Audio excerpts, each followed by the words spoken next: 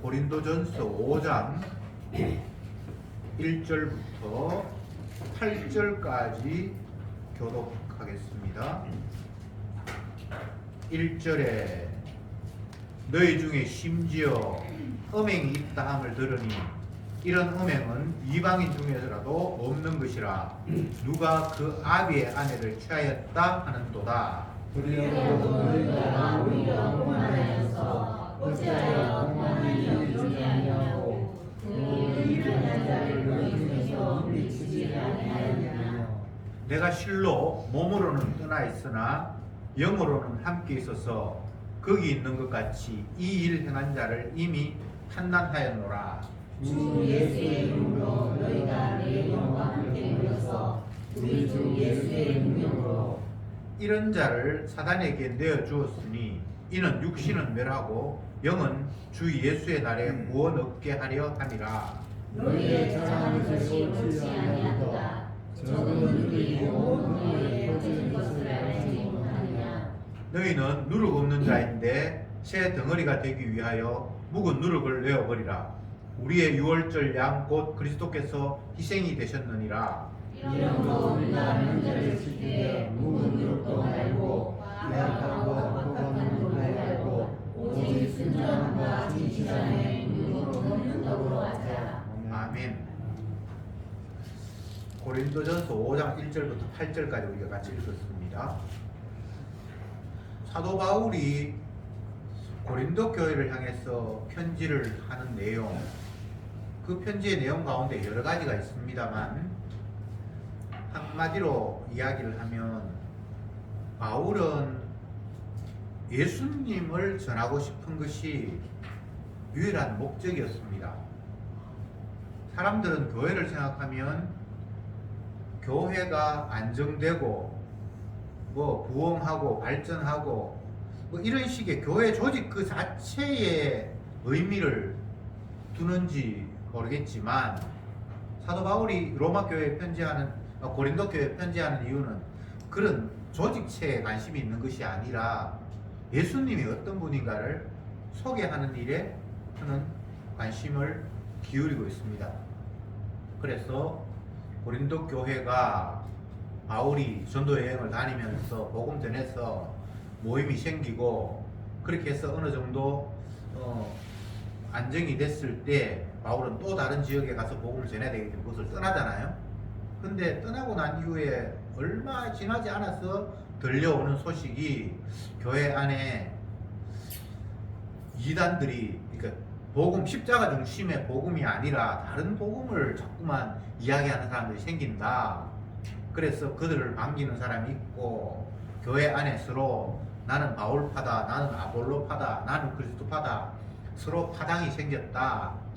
또 여러 가지 문제들을 이제 떠나 있는 바울에게 전해 주었고 바울은 안타까운 마음으로 교회는 예수님의 십자가 외에 다른 것이 기준이 되면 안 된다 라고 다시 한번 있을 때 전했던 복음들을 떠나서 다시 한번 확인시킨 차원에서 편지를 쓰고 있죠.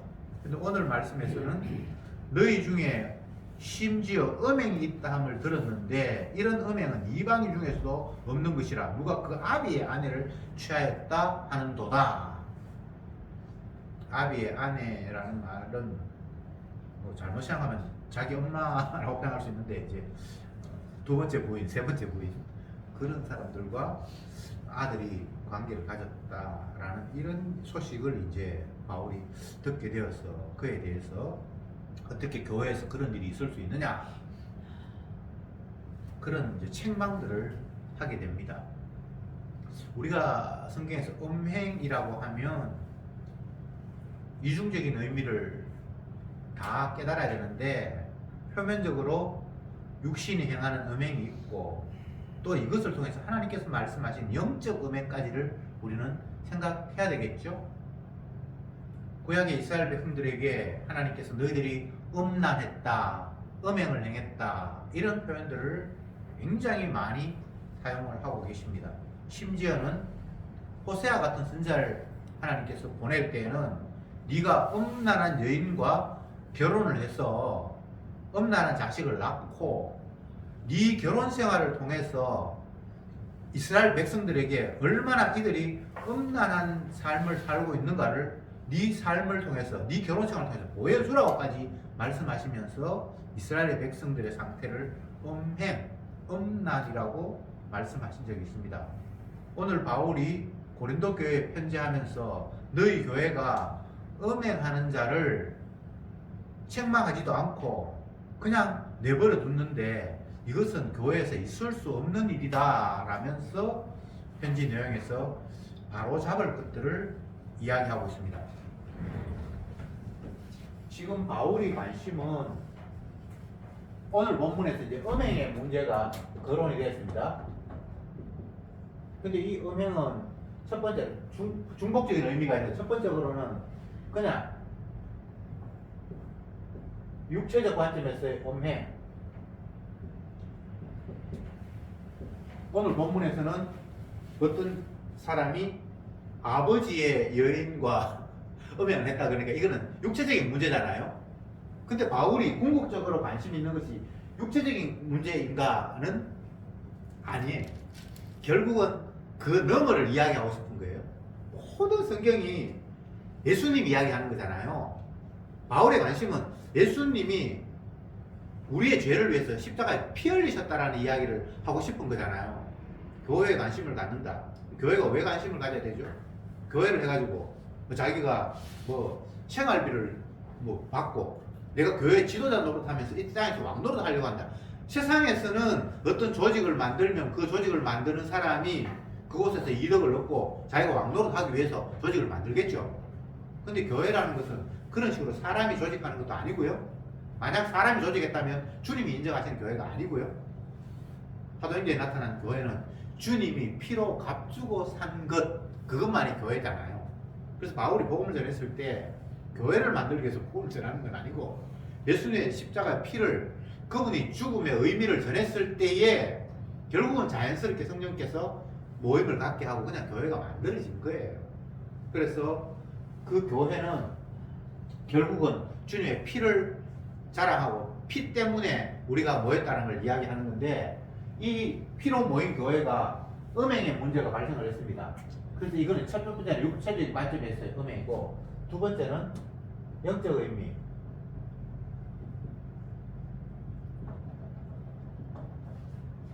영적으로 간음이라고 하면 어떤 거죠? 육적인 간음은 아내 아님, 남편 아님 다른 사람과 관계를 갖는 걸 음행이라고 하는데 영적으로는 어떤 게 간음이죠? 예수님이 우리의 신랑이고 성도는 그분의 신부인데 예수님 말고 다른 데 관심을 가지는 게 그게 음행이라는 이야기잖아요. 바울은 이제 두 번째 이야기를 사실 하고 싶은 거예요. 첫 번째 이야기가 중심이 아니에요. 근데 사람들은 항상 땅의 문제에 관심을 가지죠. 교회가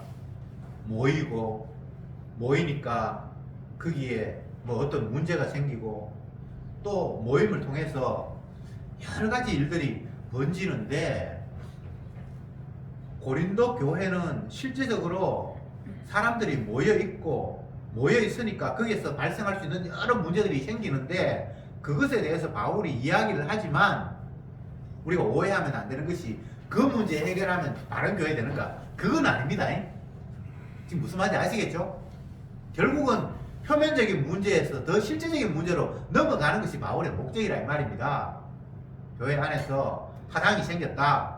나는 바울파다. 나는 그리스도파다. 나는 누구파다. 이렇게 얘기했을 때 오늘날 실제적으로 우리 식으로 이야기하면 새송교회 안에 장로파가 있고 이놈의 집사님파가 있고 장로 또 누구 파가 있고 이런 파가 있다는 소식을 듣고 만약 복음을 전하는 사람이 편지를 해서 교회 안에서 그러면 안 된다고 이야기했을 때 우리가 얼른 생각하면 이제 파벌 없애면 된다. 이게 최종적인 목적이 아닌 거잖아요. 바울은 그 너머를 이야기하고 싶잖아요. 지금 이걸 우리가 놓치면 안 된다는 거예요. 성경은 항상 땅의 이야기를 하는 것 같고 실제적으로 어떤 상황에 대해서 이야기를 하는 것 같은데 그 상황 해결하는 게 궁극적인 목적은 아니에요. 그 너머를 지목하고 있어요. 이게 복음의 관심이에요. 지금 음행 이야기하고 있습니다. 교회 안에 어떤 사람이 아버지의 아내를 자기가 취했습니다. 그 문제가 심각한 거죠.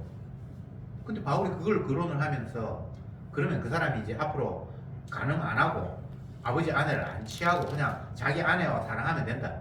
이것으로 끝나버리면 이것은 교회에서의 거론할 문제는 아닌 거예요. 그렇죠? 제가 왜 이런 이야기를 하는 거 하면 성경을 보면서 자꾸 우리는 표면적인 것으로 그냥 끝나버려요. 도적질 하지 말라. 나는 뭐 남의 물건 훔친 적이 없다. 어떤 사람이 도적질을 했다. 그러면 이제 앞으로는 그 일 안 하고 자기 잘못을 뉘우치고 또 피해를 입은 자에게 보상하고 이게 다 구약에 나오는 이야기거든요. 그렇다. 그럼 난 다 할 일 다 했다. 이렇게 끝나버리면 안 된다고요. 도적질 하지 말라는 그 말 속에 표면적으로는 남의 것을 내가 갈취하는 것은 합당하지 않다라는 이야기지만 그 너머로 나아가면 과연 나는 하나님 앞에 도적질한 자가 아닌가라는 쪽으로 주님과 나와의 관계성까지 나아가야만 그게 제대로 복음이 이해가 되는 거예요. 이 땅의 인간들은 다 세상에 있는 것 그리고 자기가 가진 것을 자기 것이라고 생각을 해요. 근데 주님께서 깨닫게 하시면 이게 내 것이 아니라 주님의 것인데 내 것이라고 착각하면서 내 마음대로 유용했구나 이렇게 깨달아지면 주님 앞에 내가 도둑놈이 되는 거예요. 지금 간음 이야기 하면서 우리는 이거 남의 이야기고 우리 세속교회는 뭐 그런 일 없잖아 라고 해버리면 오늘 이 본문은 아무 우리가 의미 없죠. 그렇잖아요. 우리는 아닌데.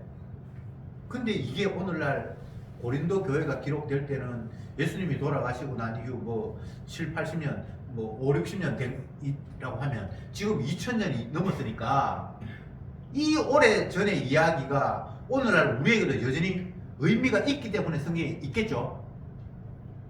지금 무슨 말인지 이해가 되죠?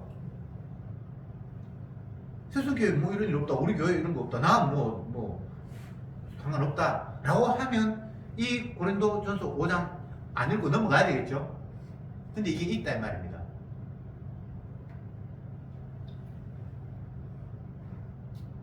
내 것도 아닌데 내 것인 것으로 취하고 특히나 간음이라는 것들은 몸의 욕망들이 결국은 정당하지 않음을 알고도 어쩔 수 없이 끌려가고 이게 오늘 본문에 따른 간음이잖아요.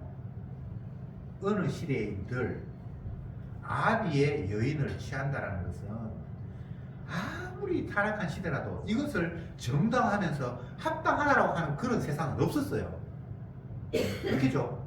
그러면 생존 자체가 무너지기 때문에 이런 대표적인 말도 안 되는 일들을 교회 안에서 어떤 사람이 행했고 그런데 그것을 복음 전하는 사람들이 이거 지금 문제가 있잖아 라고 바울이 지적했을 때 단순히 이런 표면적인 문제만 바울이 겨냥하면서 말한 것일까?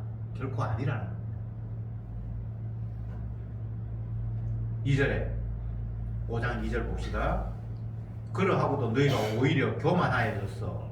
어찌하여 통한이 여기지 아니하고 그 일 행한 자를 너희 중에서 물리치지 아니하느냐.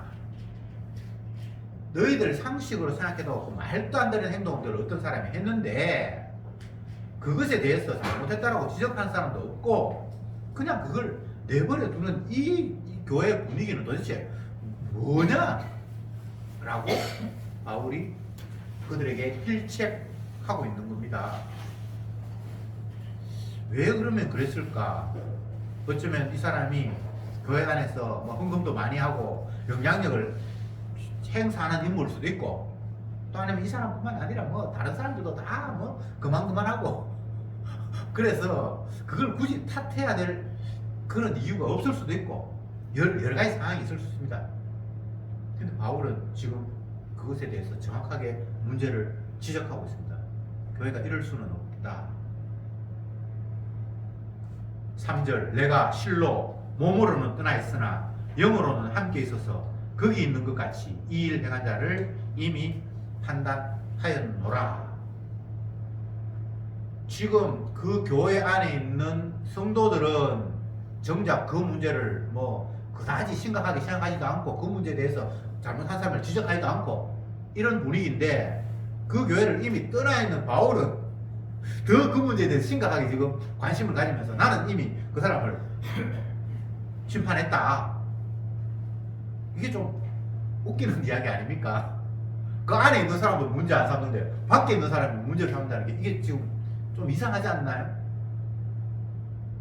세상적인 관점에서 이게 이상할 수 있어요. 그러나 주님의 몸된 교회라는 관점에서는 떠나 있다고 해서 남이 아니에요. 그 공간에 있다고만 교인이고 아니면 교인이 아니고 그런 개념이 아니에요. 사도 바울의 교회관은 예수님이 머리고 주님의 피로 산 모든 자들은 다 주님의 몸에 붙어있는 지체예요. 하나예요. 여기 있다 저기 있다라고 해서 형제가 아니고 교회 아닌 게 아니에요. 오늘날은 어느 교회 뭐 이렇게 나눠져서 네 교회 내 교회 싸울지 모르지만 진짜 복음 안에서 주님의 피로 값주고 산 주님의 생명은 공간이 떨어져 있고 너 나라는 그런 개념으로 분리되는 것이 아니라 하나예요. 몸도 하나요. 주도 하나요. 교회도 하나요. 성경도 하나요. 바로 그렇게 이야기하고 있잖아요. 그러니까 떠나 있다고 해서 내가 그 교회의 한 몸이 아닌 게 아니라는 차원에서 지금 이야기를 하고 있습니다. 4절에 주 예수 이름으로 너희가 내 영과 함께 모여서 우리 주 예수의 능력으로 이런 자를 사탄에게 내어주었으니 이는 육신은 멸하고 영은 주 예수의 날에 구원을 얻게 하려 함이라. 점점 더 어려운 이야기를 바울이 하고 있습니다. 주 예수의 이름으로 너희가 내 영과 함께 모여서 떠나 있는데 영으로 함께 있다. 이런 이야기죠. 그러면서 그런 엉뚱한 주님의 복음을 가리는 자를 이미 사탄에게 내어주었다. 육은 멸하고 영은 주 예수의 날에 구원을 얻게 하려 함이라. 이 부분이 좀 어렵습니다.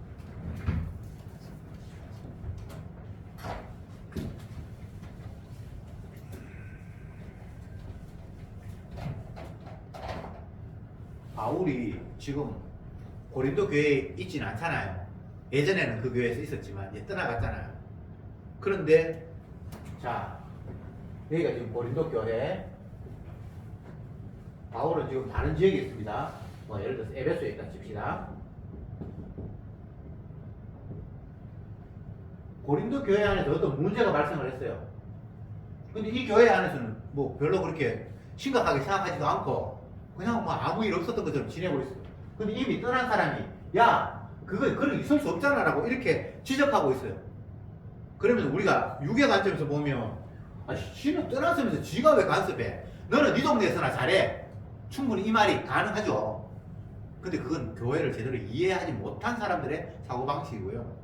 바울은 내가 몸은 떠나있지만 영으로 우리 하나잖아. 그럼 내가 당연히 잘못된 거 이야기할 수밖에 없지라고 이렇게 이야기를 하면서 더 충격적으로 이야기하는 것이 그 음행한 자를 사단에게 내어주었다. 이렇게 지금 표현되어 있죠. 육은 사단에게 내어주어서 육은 멸하고 영은 주 예수의 날에 구원 얻게 하려 합니다. 육신은 사단에게 내어주었고 영은 마지막 주 예수께서 오신 날에 구원 얻게 하겠다. 이런 이야기를 했습니다. 그러면 이 이야기를 표면적으로 우리가 이해를 하면 어쨌든 음행한 사람을 책망을 했어요. 사단에게 내어줬다라는 말이 도대체 어떤 말인지 모르지만 육은 멸하고 사단에게 내어주어서 육은 멸하고 영은 예수님의 날에 구원을 얻게 한다. 이게 도대체 어떤 이야기죠? 단순하게 표현하면 그 사람은 교회에서 출교를 시키든지 성찬을 정지시키든지 어떻게 하지 그 어떤 교회 안에서 권징이랄까요? 책망. 너 이것은 분명히 죄악이야. 잘못됐다라는 거 신호를 보내야 된다는 거예요. 그게 구체적으로는 뭐 출교가 될지 아니면 성찬 정지가 될지 어떤 모습인지는 몰라요. 어쨌든 제재를 해야 된다. 이거는 복음이 아니다라고 온 공동체가 분명히 이건 잘못됐다라고 이야기를 해야 된다는 거예요. 그것을 사단에게 내어준다. 육을 멸한다. 라는 이런 식으로 이해하면 될 것 같고요. 근데 영은 주 예수의 날에 구원을 얻게 하라는 겁니다. 그러면 그 사람이 간음을 했지만 결국은 천국 갈 거다. 이런 식으로 이해할 수 있습니까? 그건 아니에요. 바울이 여기서 이야기하는 것은 인간이 죄를 범하고 교회 안에서 못할 일을 했다. 엄청난 잘못을 저질렀다. 그러면 우리는 당연히 그 결과 그는 지옥 갈 것이라고 이렇게 생각을 하잖아요. 그것과는 달라요. 사람이 범죄했다고 지옥 가는 거 아니잖아요. 근데 세상 통념으로는 교회 안에서 엄청난 잘못을 저질렀다. 그러면 그가 교회 안에서 제재를 받아야 되지만 결국은 하나님께서 그를 벌하셔서 지옥 갈 거라는 생각을 하잖아요. 그건 아니라는 거예요. 여기서 죄와 바울이 요 이야기에서 하고 싶은 이야기는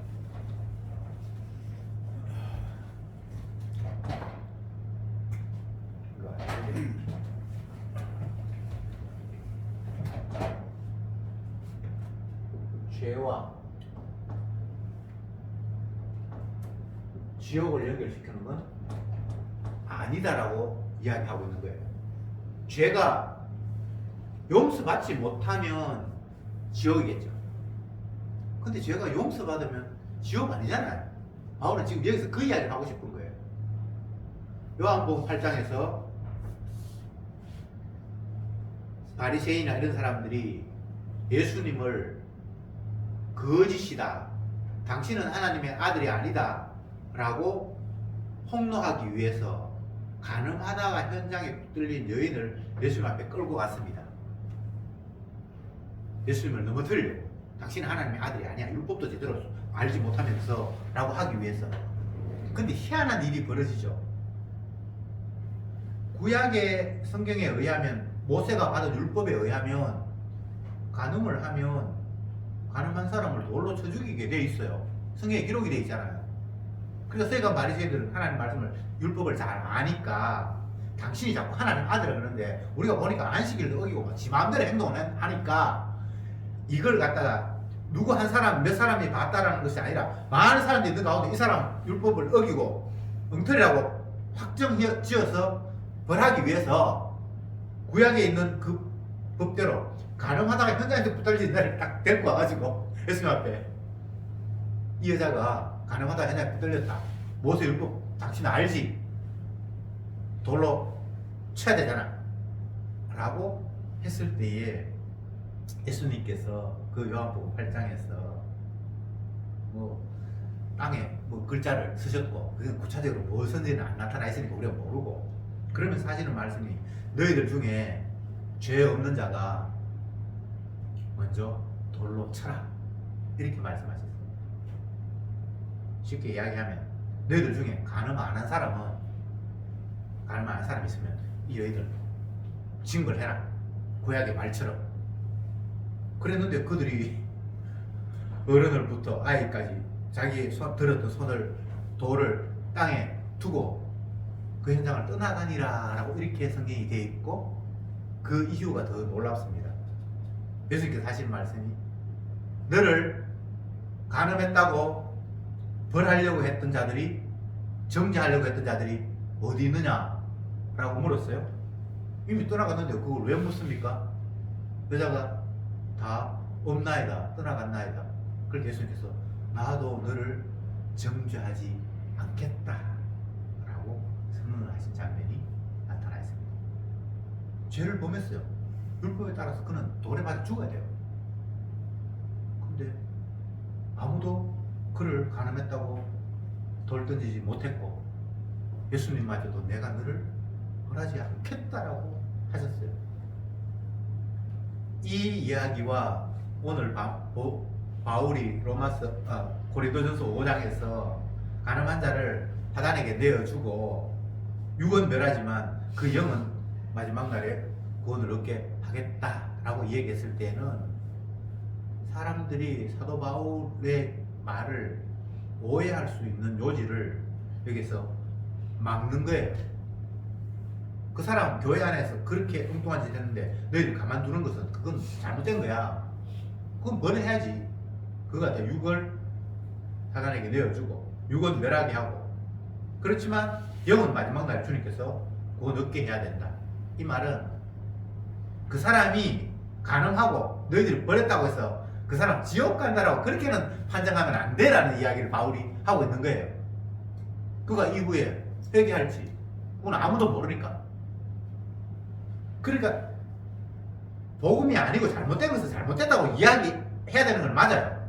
근데 그것 때문에 그가 지옥 간다고 그렇게 생각하면 그거 너희들이 오산이라는 거예요.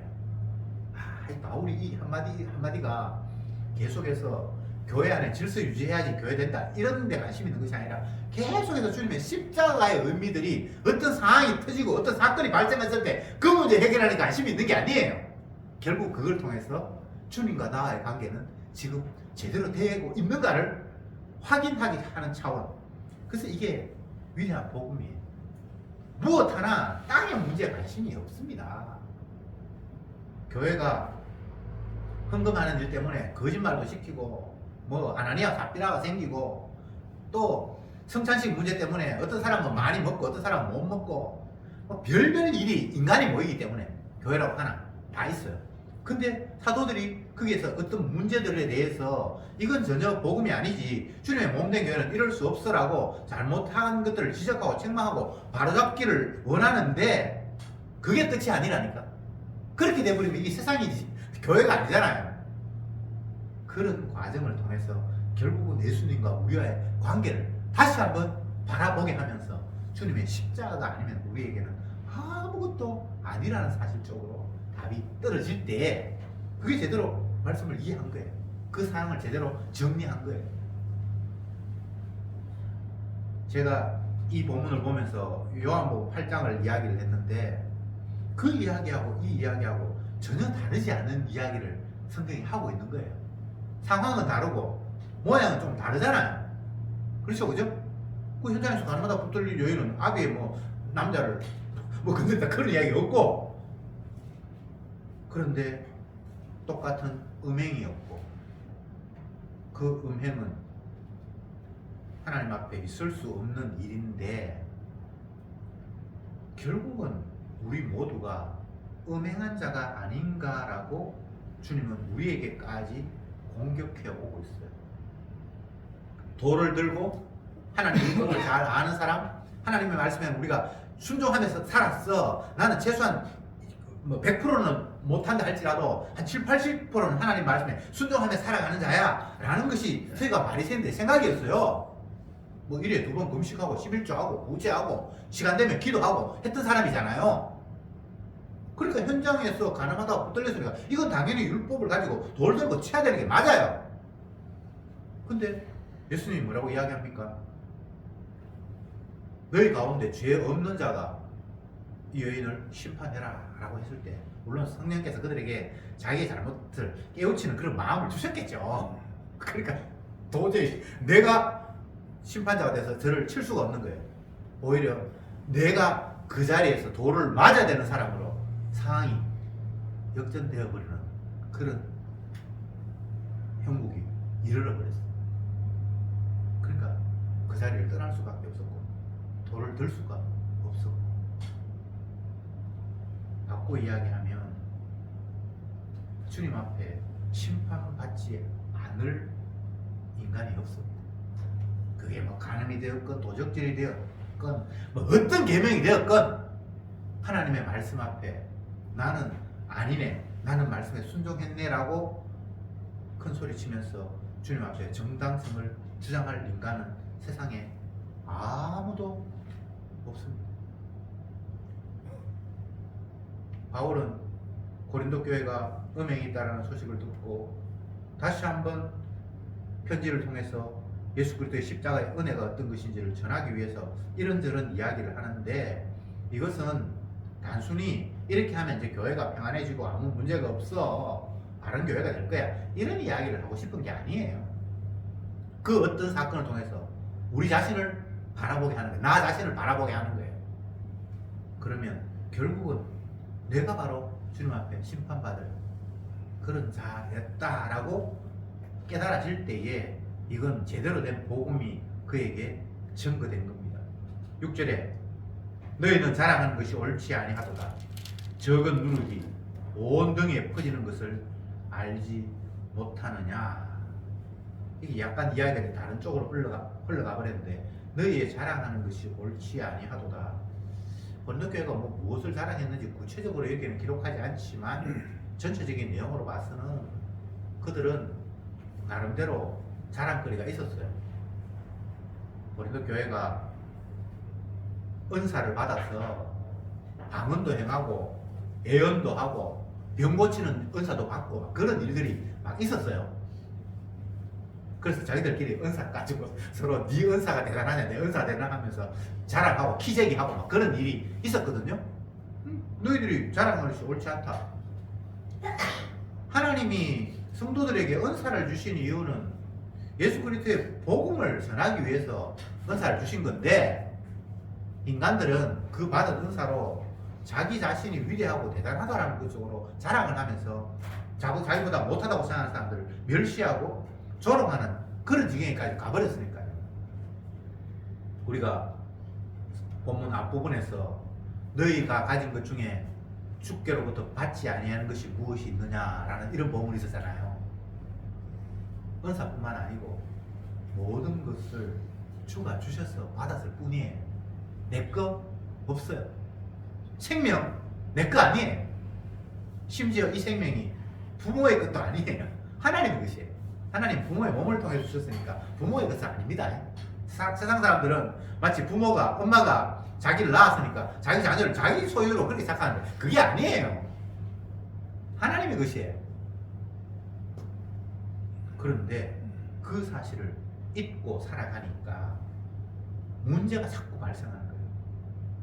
음행 이것도 주님의 주되심을 알지 못했고 깨닫지 못했기 때문에 발생하는 사건이죠. 모든 것이 다 주님의 것입니다. 그러니까 주님의 것을 주님의 것으로 인정하면 내 자랑이 나올 수가 없겠죠. 사람들이 모이면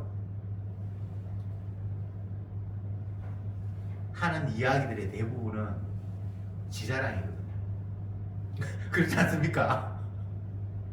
사람들이 모이면 하는 일이 자기 자랑이에요. 자식 자랑하고 하다 못해서 자기가 이번에 뭐 옷 하나 샀는데 이거 너무 좋더라 그런 자랑하고. 근데 너희에게 자랑하는 것이 옳지 않다라고 오늘 바울이 이야기를 하고 있는데 우리가 자랑할 게 없잖아요. 주님이 되게 하셨잖아요. 나의 나 된 것은 주님의 은혜라고 그랬는데 그것이 뭐 사도가 되었건 아니면 비천한 자리에 처하건 지식을 많이 쌓았건 결국은 주님이 자기 복음을 위해서 그를 그런 환경으로 몰아넣었기 때문에 그건 주님께서 주신 거예요. 자랑할 게 뭐가 있습니까? 이스라엘에 12지파가 있는데 레위 지파 있고 또 아니면 뭐 유다 지파가 있고 다른 지파가 있어요.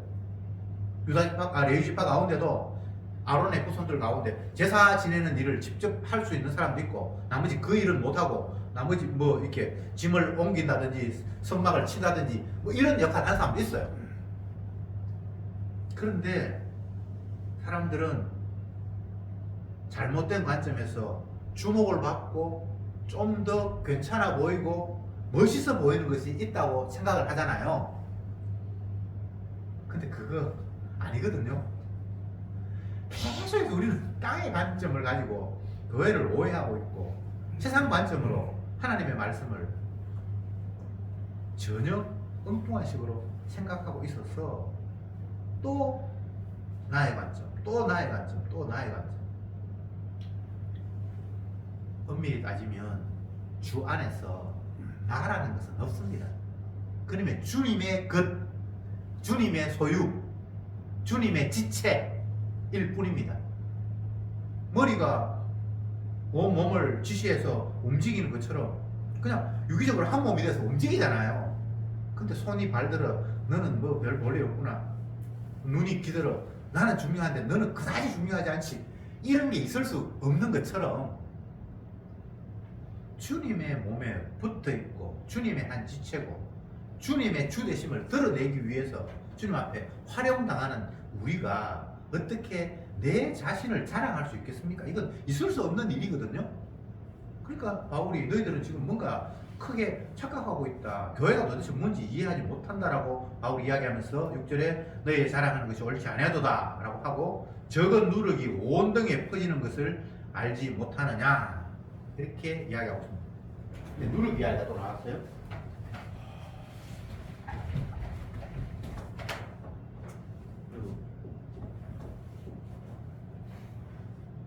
누룩을 우리가 아는 대로 이제 발효시키는 물질이잖아요. 근데 이것을 성경에서 긍정적인 측면에서 사용하기도 하고 부정적인 측면에서 사용하기도 하는데 마태복음에서는 보면 긍정적인 면에서 사용했을 때